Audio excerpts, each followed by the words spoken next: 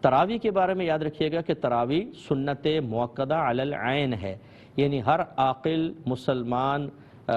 بالغ مسلمان مرد و عورت پر تراوی پڑھنا سنت موقدہ ہے،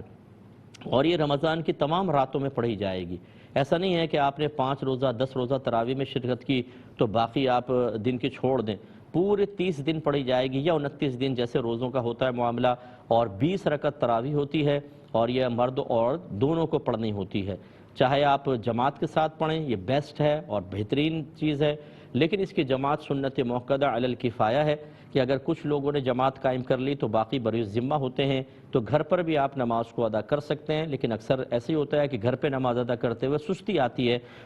اس لیے جماعت کے ساتھ نماز پڑھیں، یہی بیسٹ ہے۔ ہاں، جو جماعت کے ساتھ نماز پڑھ رہے ہیں ان کے لیے ایک مزید سنت یہ ہے کہ اگر صحیح پڑھنے والا ہے تو پورے ایک قرآن کا ختم کرنا یہ بھی سنت مؤکدہ ہے، تو پھر وہاں پہ مسجد میں قرآن کا ختم ہونا چاہیے۔ اس کا مطلب یہ ہوا، یہ کلیئر ہو گئی بات کہ اگر آپ گھر میں نماز پڑھتے ہیں، تراوی گھر میں پڑھتے ہیں، تو پھر آپ کے لیے قرآن ختم کرنا کوئی واجب نہیں ہے، یہ سنت مؤکدہ نہیں ہے۔ نہ یہ کہ آپ کا مسجد میں جا کے نماز ادا کر کے پورا قرآن سننا کوئی لازم ہو، یہ بھی نہیں ہے۔ جو مسجد میں اہتمام ہو رہا ہے وہاں کمیٹی، امام اور مقتدی جو ہیں وہ ایک قرآن کے ختم کا اہتمام کریں تاکہ سنت مؤکدہ ادا ہو، لیکن ہر ایک کو قرآن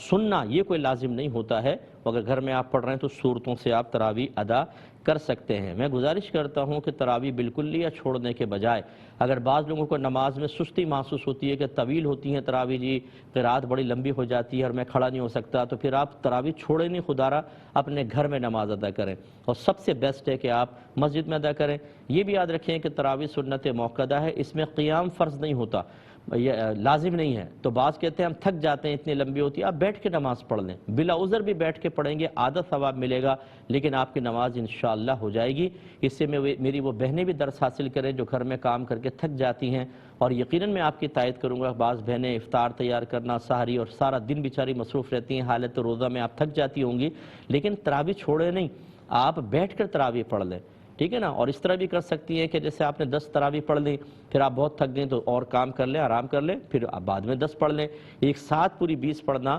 لازم نہیں ہوتا ہے۔ لیکن یہ بس ذہن میں رکھیں کہ تراوی کا وقت